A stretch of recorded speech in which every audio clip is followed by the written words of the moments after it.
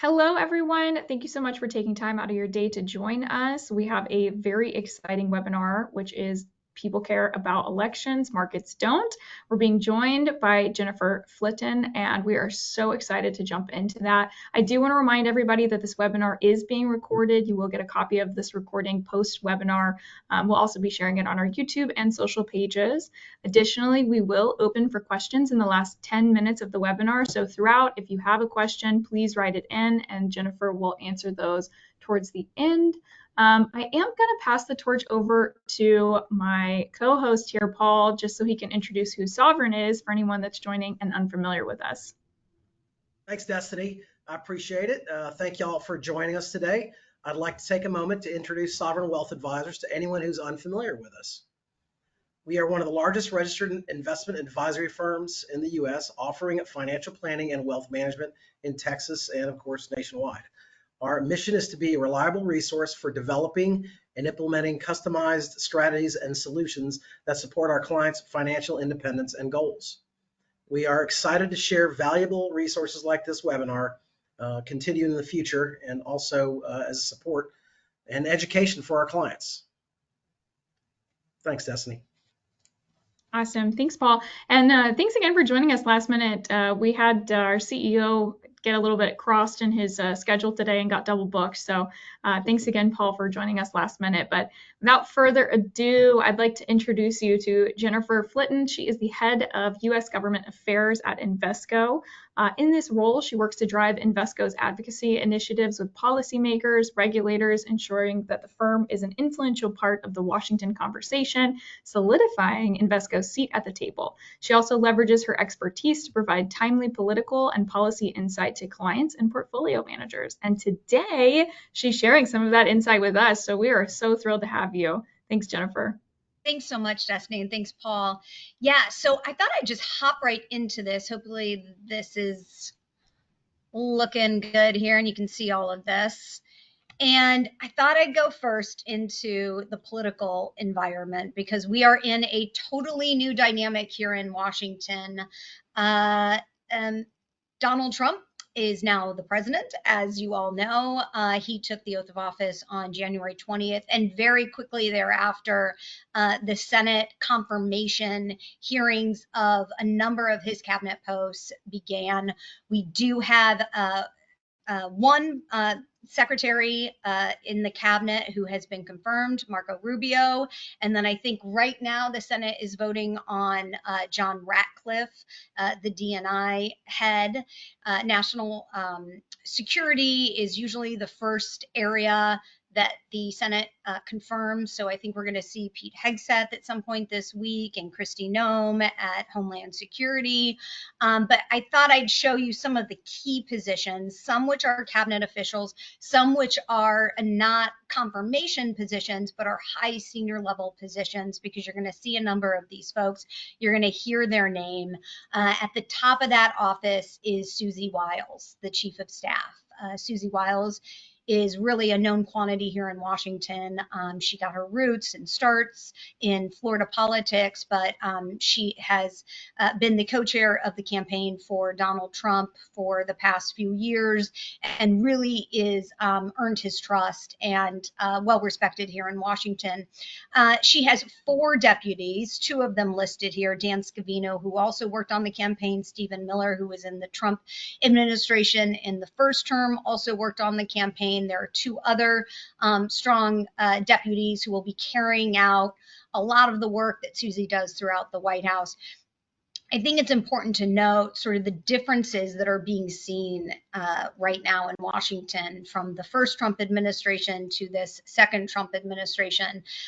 There was just a lot of chaos in the beginning months and the beginning year, really, of the Trump administration, the first Trump administration. And that really had a lot to do with the fact that Donald Trump was not an establishment politician. He was coming into Washington and having to find new friends, new roots, and understanding the process while bringing some of his stalwart sort of supporter types with him. Now he has been planning the transition with the, some may have heard of the America First Policy Institute and some of their sort of sister organizations that ran throughout the campaign. They have been planning the transition for really since August.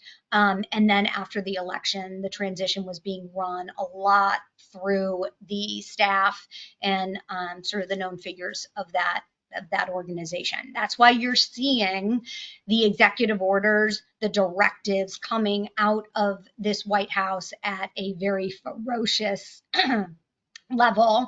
I can say that we are drinking from the fire hose for sure right now, trying to read through these directives. And I'll get to some of that in a minute. But these are the folks, Tulsi Gabbard, Mike Waltz, Bill McKinley, who are going to be really integral pieces. Kevin Hassett on the economic front, OMB with Russell Vought and Vince Haley, Domestic Policy Council. These are your foreign affairs. These are your really international relations and defense and intelligence. And then also in that lower portion, your economic policy leads. The cabinet level, these are going to continue to move through the confirmation process. A number of these folks have already been voted out of committee. Marco Rubio is now in the seat. John Ratcliffe, I haven't turned on C-SPAN this afternoon yet, but I know he's going through the process right now on the Senate floor. Pete Hegseth, I think there's still a little question if we're there yet. He was voted out of committee for Armed Services Committee last week, and he's quickly, I think, going to move to the floor. We'll see here if he has the votes. But Kristi Noem, Pam Bondi, Kash Patel has not yet received his hearing. He's in to be the FBI director. These folks will probably move in the next 3 weeks to the House floor. And then Tulsi Gabbard, which is really more of an advisory role, but is a confirmable position because it's been brought up to the cabinet level position. So she's going to have to be confirmed and her hearings haven't been set yet. The key players in the economic and trade policy, which we pay probably the closest amount of attention to here at Invesco, as does the entire financial services industry, is Scott Bessent, who will most likely pass with a strong support on both sides of the aisle. As the Secretary of Treasury, you have Howard Lutnick, who is the co-chair of the transition for Trump, a close ally of Trump, who will be the Secretary of Commerce. And Congresswoman Lori Chavez Dreamer, who actually lost her election in November to come back to Congress, but she has been chosen as the Department of Labor Secretary by Trump. Kevin Hassett, who will be the National Economic Council. He's just named sort of his lower staff, and he's been given a pretty big number of people. He's having 4 or 5 people. Typically there are 2 or 3. That's sort of a show of support for the role that Kevin Hassett's going to play. And then Jamison Greer. Jamison Greer will be the USTR representative. He still needs to be confirmed. They still need to set his hearing times. And I'll get into this in a little bit, but the trade agenda that President Trump wants to carry out. The reason why it's been a little bit delayed, we expected a little more from the executive orders on day one. It's because Secretary Lutnick and Jamison Greer at USTR are not in position yet. And so the hubbub around Washington right now is that the president, the White House, wants them in position for when he starts to make his big announcements on trade, because the countries will be calling, especially our biggest trading partners, Canada, Mexico, and China. And then, of course, the Federal Reserve Chair. There was some question whether Trump would try to remove Powell from his seat. Chairman Powell's term is up in 2026, but the expectation now is that he will stay in that position. The Vice Chair of Supervision, which is a very important role, has left his position and gone back to just being a board member. And so President Trump will be able to bring someone to that Vice Chair of Supervision, which is really more of a regulatory, less of a monetary role. Key players in financial services, again, a number of them haven't been announced yet. The banking heads, the CFTC head, the positions on as the Federal Reserve. But Paul Atkins, who is the chair, who will be the chairman of the Securities and Exchange Commission, which has jurisdiction over the entire capital market system, alongside CFTC, which has the commodities and futures jurisdiction. He will play a key role in a lot of the deregulatory moves that are coming and expected through the SEC, and of course Scott Bessent and Kevin Hassett. But those banking regulators, the credit unions, and we're still waiting on announcements there. Another big announcement that President Trump made during the transition was that he would have a Department of Government Efficiency. And while the word department can be a little misleading, it's not an actual federal department. It's not even a federal office. It is, quite frankly, more of an advisory committee role, in the sense that Elon Musk will not, or is not expected to be, because this seems to be possibly shifting, is not expected to be a government employee. There are special special roles that outside private sector people can play in the government, and those can be advisory roles. And those sometimes can also be sort of a special staffer, which you have a period of time in which you're a staffer, and then you leave that office and then you can come back. There are a few notable folks from previous administrations who played roles like that. I think David Sachs is going to play a particular role like that, but it doesn't require the same sort of cutting off from your finances and maybe from your other business roles that you play. There's a potential that Elon Musk will hold a role like that. But right now, as we know it, his role will be completely as an outside person in an advisory position into the White House through this Department of Government Efficiency, staffed by his own people, not paid for by the government. But what does that look like in practice? I think we're still sort of learning that. There's actually litigation right now to create more transparency around that. There are several senators who've written letters into the White House asking for more information as to the parameters of his role. But I think practically we need to think of it alongside the Office of Management and Budget. And that's where Russell Vought comes in. Russell Vought, also a very known quantity here in Washington. He's been here as long as I have. I started here in the 1990s. We worked on the Hill together. He is a very analytical mind. He is a known quantity on the Hill, which is where he used to work. He also was in the first Trump administration, playing this very same role in the Office of Management and Budget. This is somewhat of an arcane, esoteric office for most people, but it's a very integral part to the regulatory process here in Washington. Every regulation, every rule, every proposal has to run through the Office of Management and Budget and has to be reviewed by the Office of Management and Budget within a division called OIRA. These are really important roles, as I think the stated mission of DOGE, the Department of Government Efficiency, it really is a focus on cutting regulation, creating greater efficiency, and some of that is making recommendation on spending and regulatory cuts, and some of that is making recommendation on quite literally the efficiencies, how things are run, how quickly money gets out the door or doesn't, right? And some of the personnel and staffing issues.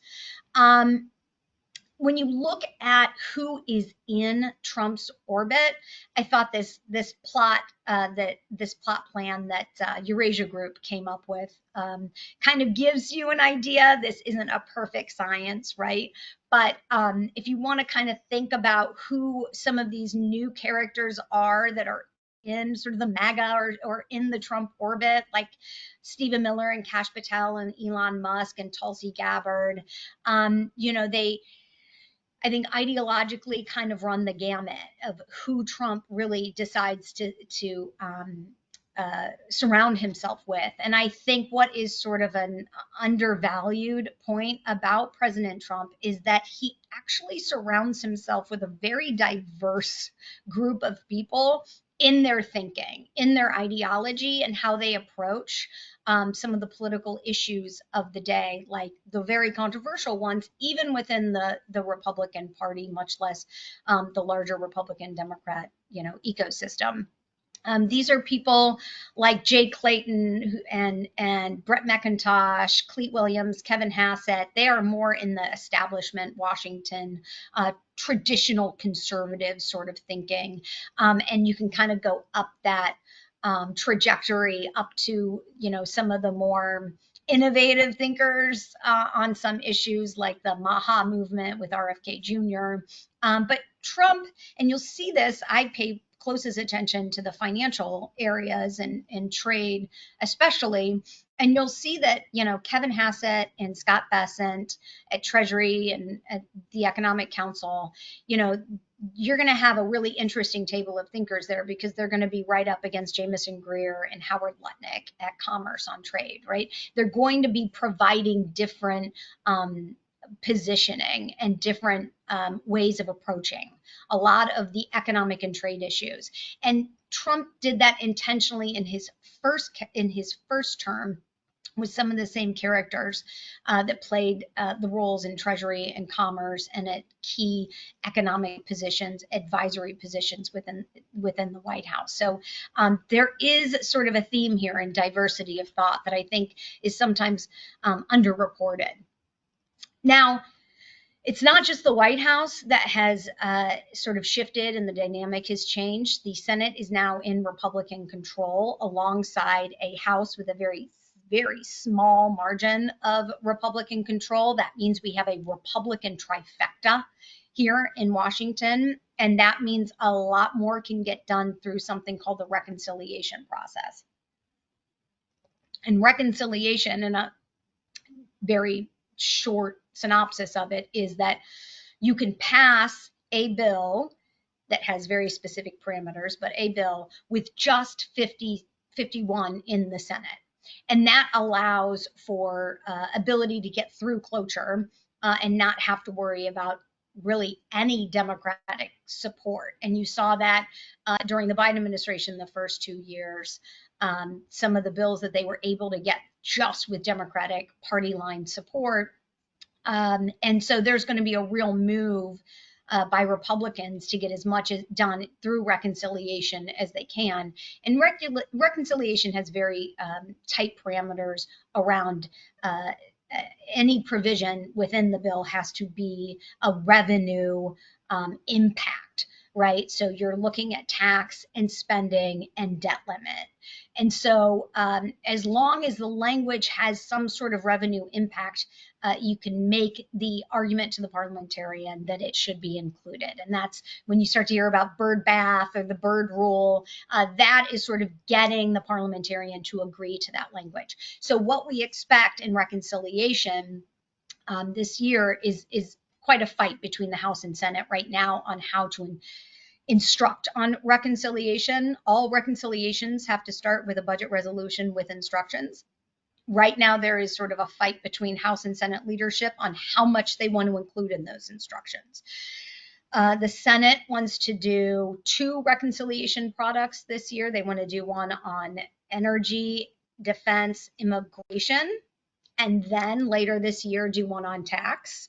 And the Republicans in the House want to do one giant reconciliation, so including, energy, defense, and immigration and tax all together in one big, beautiful bill, as you've probably heard it called.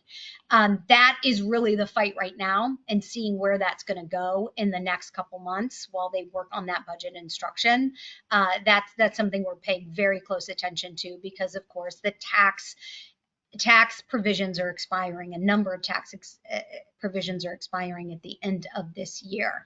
And so how quickly they move on this issue is something of great concern to many of us here in Washington. Now, what could President-elect, now President Trump, mean for markets? And here are some of the key issues to watch. One thing, as we look back over the last several years here, 15 plus years, is that no matter who's president, innovations are constantly happening in our economy. We are a very innovative economy. We have the deepest, most liquid capital markets that are the envy of the world right here in the United States. And that has allowed us to be on the forefront of many innovations. Here are just a few that are mentioned, and a lot is sort of coming. And we've seen that in the focus of this new administration. President Trump is telegraphing his very strong interest in the future of innovation and the future of AI specifically. But, there are a lot of different areas in health and finance that he's very interested in making sure that the US stays the leader on. That is something that is very exciting for investors and for, the businesses, that are here in the United States. Let's look at one of the areas that businesses, though, are a little nervous about, and that's trade. Trade is one of those issues that we were wondering if Trump was going to issue an executive order that would create some universal baseline tariff that he had suggested as part of his policy platform in the election while he was campaigning. Instead, on day one, he announced that he would be making additional announcements with regard to trade, something by February 1st. Now, the expectation, sort of the rumor mill here in Washington, is he's again waiting for Howard Lutnick as the Commerce Secretary and Jameson Greer at USTR to be in their positions before he announces. We expect something pretty aggressive from President Trump here when he does make that big announcement, and it will most likely, at least this is the hubbub right now, it will most likely be focused on some of our biggest trading partners. That's Mexico, Canada, and China, and possibly the EU. And if you look at some of his tariff authority that he's sort of talked about during the campaign, he has thrown out a lot of pretty aggressive, somewhat disruptive policy positions that he considers to be on the table. And when I say on the table, a lot of the way that Trump approaches trade and tariffs is an ability, a leverage to negotiate. He is always interested in where his leverage sits vis-a-vis other countries. And he's much more focused on bilateral trade than he is multilateral trade. And so we expect to see a number of initiatives really pointed at some of those biggest trading partners with the biggest trading surpluses. And you can see here, Hey, Jennifer. Yeah. So sorry. I popped up a little early just to ask, are you intending to share different slides right now? It is stuck on that first slide. Oh, you haven't been getting any of this? No, somebody just wrote in and said, Oh, this is a good intro, but should I be able to see the slides? And I thought that's a great question. Let me ask her. Okay, let's see here. Is this not sharing? Can we see this? Not yet. Give it just a second. Here, let me share screen again. Okay.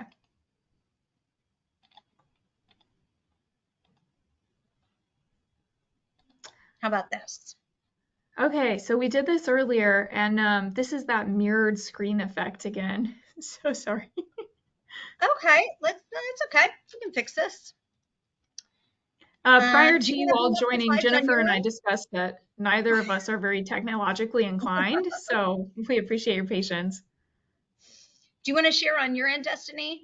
And then I can tell you how to flip it? Yeah, I sure can, but it appears that you and I have different presentations. Oh. Based on the preview of the one that I saw a minute ago. The one that I have it says, people care about elections, markets don't, trending conversations, but it doesn't start out with that Washington update slide. Is this comparable or a different presentation entirely? I'm not quite sure what you have. Okay, let's go. Let me see here. Let me try to share. It to me. Here, let's try this. Is that possibly, can you see this? I just see a white screen right now.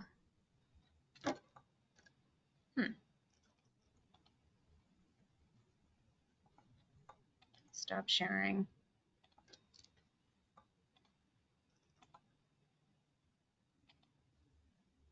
So sorry to interrupt your train of thought. I was really enjoying No, all of that's the okay. topics, but I realized at a certain point maybe you had started the presentation and we couldn't see it. What about, is it mirroring right now, or can you see this? No, right now nothing is showing.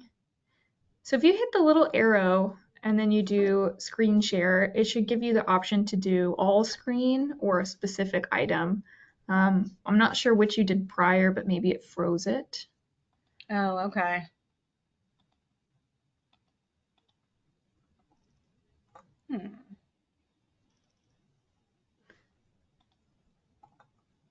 Varrock, I do see you on here. If you have a copy of this presentation and you want to email it to me, I can pop it up real quick.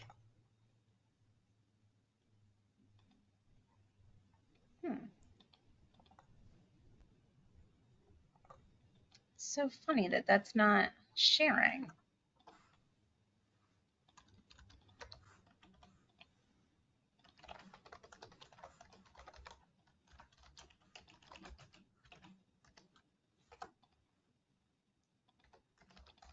Here, I'll try to send it to you, Destiny.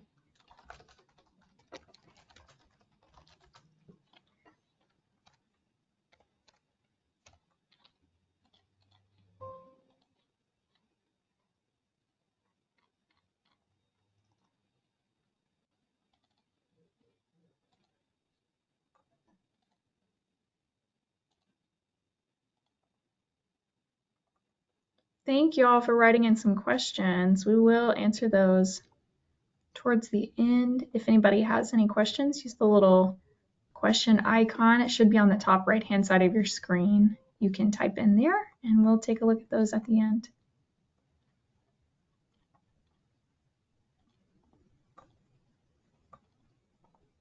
Jennifer, I don't know if it's handy, but you could email me the presentation. Yeah. I can. Okay, cool. It's funny. I don't think I have your email's coming out as customer care. Oh no, don't email that. I don't know what that is. Okay, let me see. I will shoot you one real quick.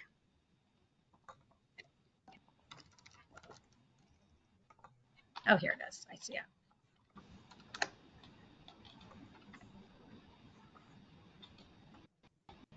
I sent you an entirely blank email. Perfect. Okay. Sending this to you now. Perfect.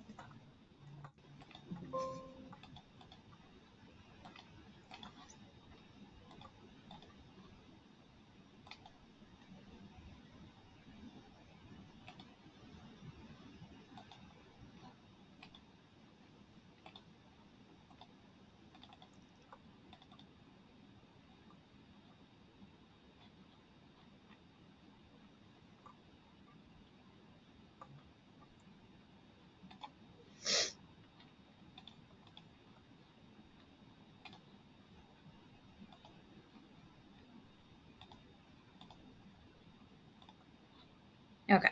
Meanwhile, while we're waiting, I can talk a little bit more about trade, and tell you what we're hearing right now. So there are very specific directives that once Howard Lutnick and Jameson Greer are in place, can sort of be used. There are executive authorities that have been delegated over the past 100 years from Congress to the administration, and those can be very specifically sort of allocated. Or he can do something that he didn't do in his first administration and use emergency powers. And emergency powers would allow for much broader, across economic sectors, of that sort of universal baseline tariff. And that is what most folks are expecting him to do. Now, some of this is going to be litigated. It was litigated in the first Trump administration. It's very likely to be litigated again in his second term. But we do think that we will get some sort of indication as to the direction he's going within the next 2 weeks. And the expectation that China, once we get the point there, you'll see China has the largest of all the countries in trade, where we have a trade surplus there. And so there's been a lot of focus on China, not just economically, but also because of national security interests. We expect that to continue. There's been a freeze on certain regulatory moves that Biden in his toward the end of his. We expect there to be sort of a reversal of Biden regulatory push on outbound, for example, and to have a whole new revised version with Trump into office. I think it's important to see these EOs in 3 different categories. And one is repealing existing Biden regulation and existing Biden EOs, orders that the federal government has been working under, right? So a lot of DEI regulation, right? The energy and environment regulation that the Biden administration did at their own discretion, not through statute, not through a direct order or delegation by Congress, but had taken on and through sort of the Biden doctrine. Those have all been frozen, and they will slowly be rewound, basically turned back. There will be a new regulation where the Trump administration will decide to go, and some of it will just stay dormant, stay dead, and have to be sort of revived in a new democratic administration. There are some EOs, executive orders. Think of a lot of the immigration EOs and sort of the birthright citizen question, and one will reinterpret 14th Amendment, which incidentally was, I think, denounced. There will be a court stay in that will go into effect until it goes through the process. This will likely end the Supreme Court. We very much expect that. And then the third category are directives to the agencies. Think of the trade language, right? The trade EO was very odd. It didn't do anything correctly. Instead, it said to the agencies and departments of jurisdiction, look at our current trade situation and provide recommendation. And that's really something that they're going to do in order to give themselves a little bit of time to get the cabinet and get important personnel in the positions that they need to be in to move on. I don't want to put you on the spot, Destiny. Did you get the presentation up? Hey, I haven't received it yet. Hey, Jennifer, I haven't received it yet. Maybe it's just too big of a file. Okay. I can keep talking through this. It's no problem at all. And maybe we can also get to questions, because I'm sure there are a lot of questions. I mean, one thing I want to hit on, though, before we get to that is the tax policy, right? Because tax policy is something I think we're all very focused on, especially those who are in small businesses, medium-sized businesses, but also individuals, because the individual tax rates are going to go up if this TGA, which is the 2017 Trump tax package, if it is expired, if provisions are expiring, it's going to be a big issue for Congress to solve this. And so, there are a lot of opportunities within reconciliation to not only extend the Trump tax policy from 2017 also sort of added sort of incentives in the tax system to further grow the economy, because I think this has been telegraphed through many in. Hey, Jennifer, I'm so sorry to interrupt you Particularly likes to again. talk about. Yeah. You're breaking up now. I don't know what's going on. Unfortunately, a lot of what you just shared was a little cut up. Yeah, when you were speaking just directly to me, it was fine. And then almost as soon as I hopped off, it kind of cut up again. So I so apologize. I don't know what's causing these technical difficulties, It's and I okay. appreciate everybody that's hanging on. Yeah, see right there, you sound fine. I Yeah. don't know, maybe. I'm shutting down a bunch of stuff on my desktop that may be getting in the way. I'm in the office, so that's kind of funny if it's Got to increase the RAM. Hey, Paul, he's still here. Well, so does that sound better? I can hear you fine now. Okay, great. Okay, great. So what we're watching in the tax situation, okay, great. In the tax situation is it really those individual, those rates, the brackets, right? So keeping that at its current level. Also, there's the corporate tax that is permanent, but could come back into play as they look for pay-fors and how they're going to balance all of this tax legislation, because as you may know, we have a growing debt and deficit, and that debt to GDP ratio is weighing in the minds of many senators. We are not in the same situation in 2017 economically as we are today in 2025. And so there will have to be some amount of spending reduction that's going to have to be included in this reconciliation product. And so that's going to create a lot of political controversy and a lot of debate within, especially the Republican Party, because reconciliation tends to be very partisan in nature. That's just the process of reconciliation. So that's another area that we're really focused on. But maybe I should just pause. It's a lot of talking, especially without slides. So let me go to you. And are there some questions that have been coming up? Yeah, okay, we will go in order. This is the first one. It seems like the rhetoric from the White House will continue to strengthen the dollar and keep interest rates at the current level and the overweight towards US stock, question mark.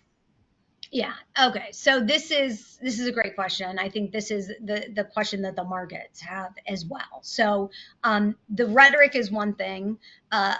How is it going to affect policy and our fiscal standing, right? Because the Fed is going to have to take into account what is happening in Congress fiscally. Their ability to pull the levers of monetary policy really rely on what is happening on a fiscal level within Congress, and they are in charge of the purse. And so, to your point, we still have an appropriations product that we have to get done in March, because all Congress did last year is kick the can until March 15th. And so it is imperative upon this current Congress to pass some sort of spending bill that takes us into the rest of the year. And as we saw during the Biden administration with the IRA, the Inflation Reduction Act, infrastructure bill, ARP, which was the sort of continuing of the COVID funding, when you put a lot of money into the economy over a very short period of time, it creates a real inflationary effect, and hence the Fed reacting. Also COVID. I mean, there were a number of other issues that played into that. But yes, very much so. I think that Powell, and I think that this has sort of been discussed on the business shows, is going to have to not only be looking, at the numbers and the data that he has, but also looking politically into the future of what Congress is doing in order to create the right balance as it relates to monetary policy. Okay, great. Thanks, Jennifer. We do have a few more. You up for it? Yeah, great. Okay. What are Invesco's thoughts on the stabilization of the yield curve to the normal curve versus the inverted curve? I'm Dot, dot, afraid dot. you Time. got the wrong Invesco expert on that. I am not a market analyst, unfortunately. I am a lowly advocacy and lobbyist who does my bidding on policy. So I'm afraid I couldn't even attempt to answer that one. She's only the head of U.S. government affairs at Invesco, okay? Way to That is a minimize. great question. I wish Brian Levitt here from our team was on this call.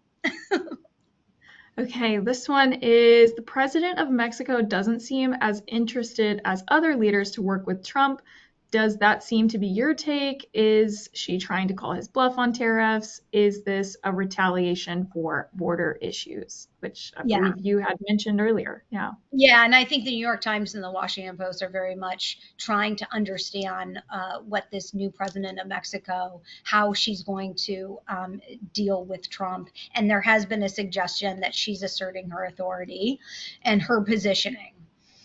I think the rubber is about to hit the road on that. A lot of rhetoric has been tossed back and forth from Trump and the transition and from the president of Mexico. But things are about to get very real. And I think she has telegraphed that she's taking some of the national security concerns serious. A few things that Trump has done with regard to EOs that are outside of the economy but are very focused on immigration are right in her face, quite frankly. One of those big issues is the designation of certain cartels in Mexico as terrorists, foreign terrorists. That is a very strong statement and could be aggressive, seen as aggressive from the positioning of Mexico. So much of the negotiation between the U.S. and Mexico on tariffs and trade and some of the economic issues are going to be focused on China and China's ability to really grow its position in Mexico over the last 4 years in their manufacturing and auto and other areas. And it's also going to be very focused on the border and not just, sort of the human concept of the border and immigration and migration, but drugs, quite frankly, and the growth of the crisis here in the United States, directly attributed to the border and some of the lawlessness in Mexico. So this will be a negotiation, and not just specifically with regard to our economic relationship, but very much with regard to national security. And so the USMCA, which is the US Mexico Canada agreement that Trump struck in his first term, is up for renegotiation in 2026. And I suspect that those negotiations are starting very soon. And so I think there's a lot more to be written in this story between these two countries. Wonderful. Thank you. Okay. I have three more, so we'll take these. Yeah. Yeah. So this question is, what do you believe in regards to the tariff effects on trade with China? How do you think that'll impact? Yeah, I think there's a lot of concern here. And I can tell you from the Chamber of Commerce call that I just got off right before this call, there are a number of companies. You can kind of run the gamut in the Fortune 500, but go down that supply chain. So medium and smaller companies that all feed into the manufacturing of, global manufacturing, which is really where things are now, that are very concerned with how this is going to shift and change the relationships that they have and the contracts that they have. And being, just a cog in that supply chain or being a major global business, there's a lot of uncertainty that can be injected into their business should there be some sort of baseline tariff on China. And so, yes, there is a lot of concern there, and we don't yet know how that's going to work out. I can tell you I was at a talk with Jameson Greer, who is going to be the USTR representative rather recently. And in that briefing, he really pushed the idea of settlement, which is a process. If you're familiar with trade deals, there is basically a court for every trade deal that you have. Like UMCA has their own settlement process. A deal with China and the US, there is a settlement process. It isn't necessarily putting out a baseline tariff and an immediate retaliation. There are some things that are done in retaliation, or there is often a settlement process to negotiate. There is a suspension of a tariff until the settlement is decided, and then there can be a decision on retaliation. So some of this is going to happen very incrementally, but we'll have to see. There could be we know that the Chinese are preparing some retaliatory tariffs, and they may be very economic sector specific. And so we just don't know yet how he's going to carry this out and where that negotiation really takes him, because there may be a bit of a misnomer that Trump loves tariffs, probably because he says, I love tariffs. Trump loves tariffs because he loves the leverage that he gives them. It is a massive power that is in the hands of solely one person. And so that leveraging capability, you may have already seen it if you saw the Davos talk today and the panel of people asking him questions. And in advance of that, you saw Saudi Arabia come out and say that we are going to try to work on this imbalance that we have with the US. We're going to start buying more from the US. This is the Trump doctrine, if you will. It is to carry a big stick and to force negotiation. EU, for example, he is going to be pressuring them in a very big way to import US energy. That is a big point of opening up the LNG exports. A lot of his energy directives are about opening up, not necessarily by being utilized here in the United States, but by exporting it out. And a lot of these trade discussions are going to be focused on that. Awesome, Jennifer. Thank you. Okay, this one is, do you think the DOGE has any chance of actually working? Well, the Doge, as it's sort of named after the crypto of Elon Musk, is essentially an advisory committee. Okay, so it doesn't actually have any power. It's not even a government entity. It's not even a public-private partnership. It is, I like to think of it as sort of the messaging, the voice of the Office of Management and Budget, which sounds boring and stupid, right? It's like, oh, what an arcane, like, in between of regulatory agencies and actual, rules getting out. No one wants to talk about OMB. Russ Vought is a genius. Whether you agree with him or you disagree with him on his ideology, he is very smart, but he is not a messenger, right? And that was really what, Vivek, who's now going to run for governor in Ohio, and Elon were supposed to do. They're supposed to they have platforms, they have supporters, they have a following. The intention of Doge is to really be that messaging force.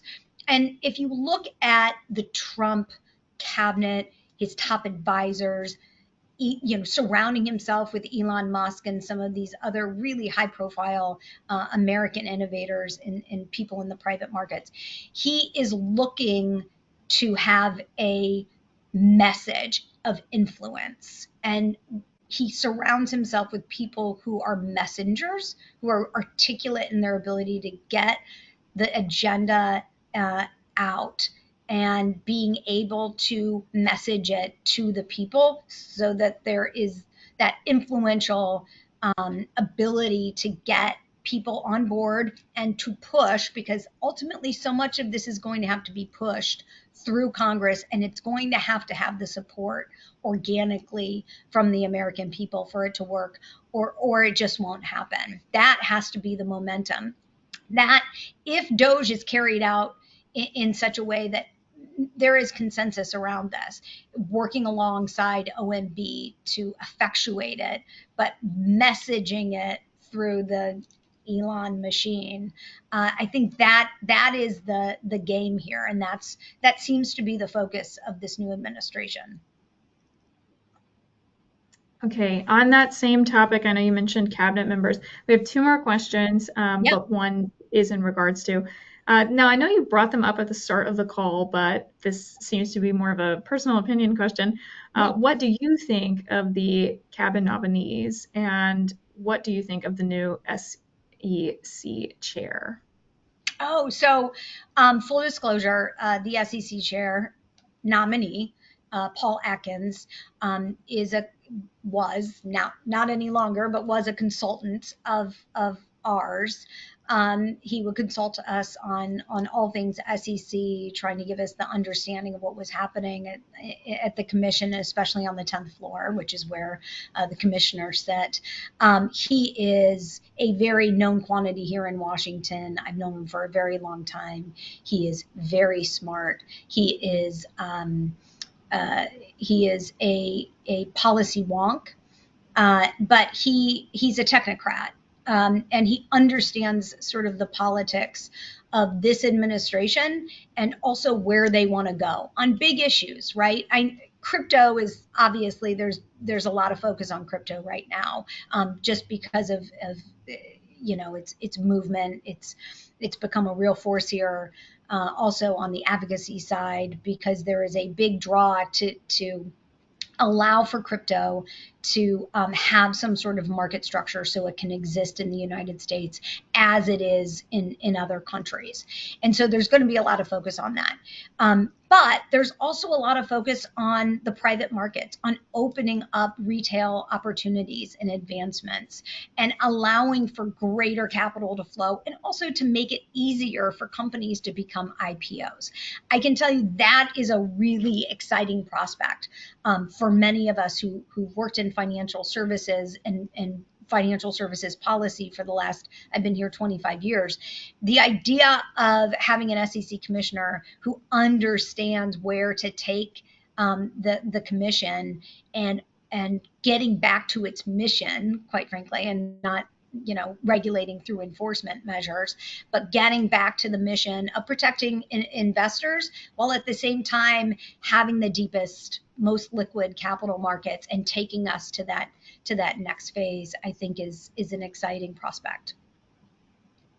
Well, that was a fun answer because you did give an opinion on someone that you actually know. So that was kind of that's an easy one. Surprise. I'm an expert in my own opinion. Wonderful. All right, this will be our last question, and I apologize if anybody wrote any in post this, but we are coming up on time, so we'll give Jennifer a reprieve. Here is the last one: insight into the Panama Canal issue. Yeah, this is a really interesting one, and I know that it may not have been on the radar screen of a lot of folks, but in the national security realm, Greenland and all that Greenland has to offer, being in that Arctic zone, and the Panama Canal, and some of the shifts and changes that have happened over the last several years of the Chinese buying up ports in the Panama Canal, has really brought this issue to the forefront. And this is a really interesting space to watch. While I don't think militarily we will be going into the Panama Canal to demand it back, there are opportunities here. And whether it relates to Panama Canal or whether it relates to Greenland, think of it as some of the arrangements that we have with territories here in the United States. So the Samoa Islands, Puerto Rico, Guam, these are all territories of the United States. They're not states. They have their own independent governments, but they do have some federal representation, and they do have the support of the federal government economically and through national security, and it's a mutual beneficial interest. That could there could be some arrangement there. It may not be as far as territory. It may be something more about national security and bringing either Greenland or the Panama Canal into national security protection, which has its own significance to it and may be a beneficial. But again, we know that Donald Trump's all about the deal, right? And so he likes to usually start at a place of aggression in the way that he approaches this, and then he pulls back to a place of of mutual satisfying negotiated positioning. There are reasons why, more so for national security, although Greenland and Panama both have very important economic positioning. But the national security side of this, I think, is not spoken of as much as it should be. With China in the Arctic zone, Russia in the Arctic zone with a majority of control, and with China owning the ports in Panama, this is going to stay a big issue for the next couple of years. Jennifer, I could listen to you talk all day. It has been so much fun hearing from you. And I know we have just a few more minutes. I didn't know, I know we didn't get to really look at your presentation, but I didn't know if there was anything that you wanted to close out with or just kind of leave people with a little food for thought. Yeah, Justine, I'll send the presentation so you can share it with your clients too, because a lot of it is a read, quite frankly, and better understanding, and we all are right now because we're all drinking the fire hose right now, and with a president who gets on television and speaks to you at 7 o'clock at night, sort of impromptu, we're back in this period. So it's not just what he's putting out, but then what he's saying and speaking off the cuff. There's a lot to take in. It's really important to be able to find ways in which you can put things into the framework of what is actually in the realm of possible, and that's what we do. I think that deck kind of nicely puts that structure to some of this, and so hopefully you'll be able to share it with your clients. Awesome. Thank you, Jennifer. I really appreciate you taking the time out of your day and joining us. And I really think everything you talked about was more than timely. So we're thrilled to have you. Absolutely. Thanks so much. Bye. Thank you guys for joining.